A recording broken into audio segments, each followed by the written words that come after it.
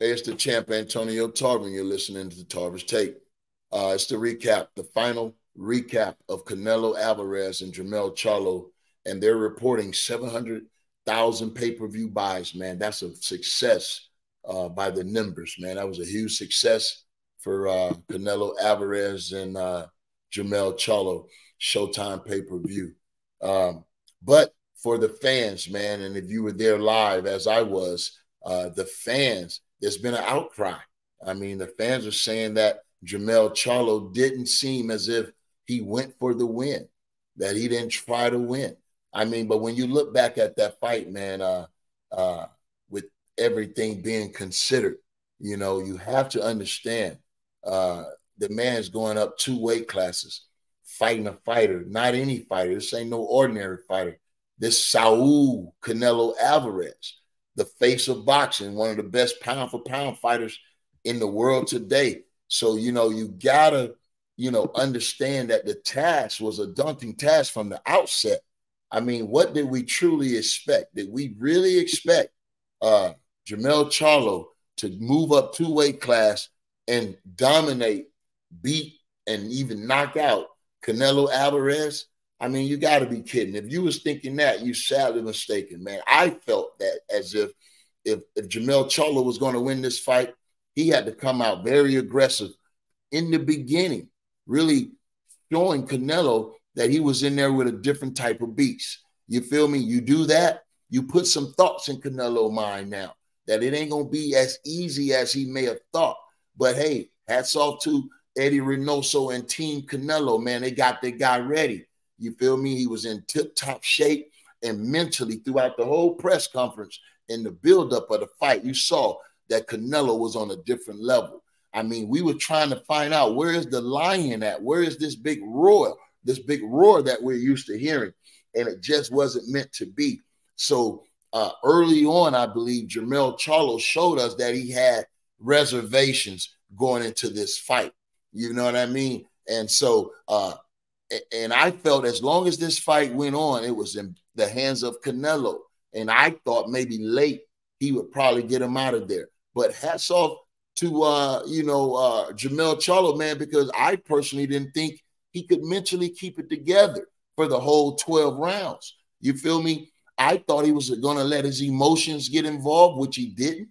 He kept his head on a swivel and he kept his feet moving, man. He was moving his feet like he's never moved his feet before. You know what I mean? So we know he can do these things going back down to 154.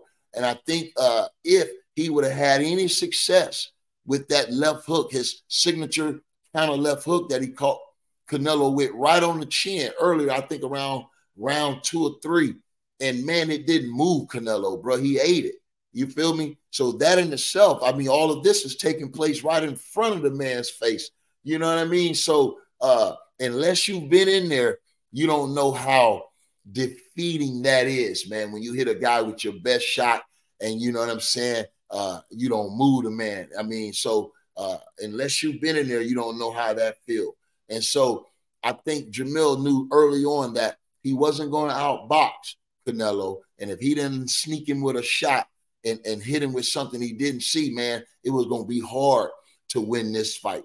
So he got on his bicycle, but hey, it's about self-preservation. You know, we didn't expect, did we really expect the man to crash out, get busted up and get ruined at a weight that he don't even belong at? And now he can't come back down and defend what's rightfully his? No, man, we got to understand that much. But in saying that, he got to come back and defend what's his, that undisputed championship at 154. And we need to see him fight one of the best out there, a guy that I believe is deserving of a shot. That's Tim Tszyu, a guy that has Australia on his back.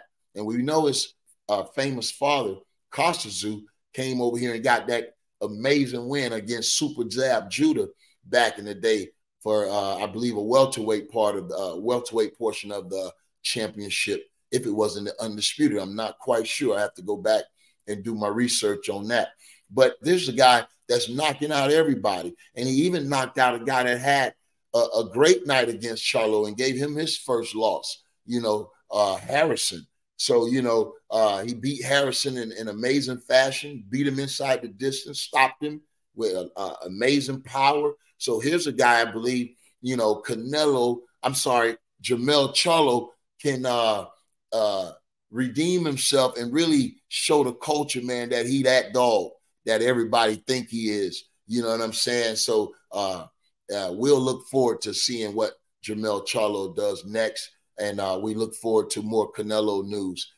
We don't know if it's going to be Crawford, or we don't know if it's going to be Jamal Charlo. So stay tuned for more Canelo news, man. There you have it. You've been listening to Tarver's Take. Until the next time, stay tapped in, and I'll talk to you then.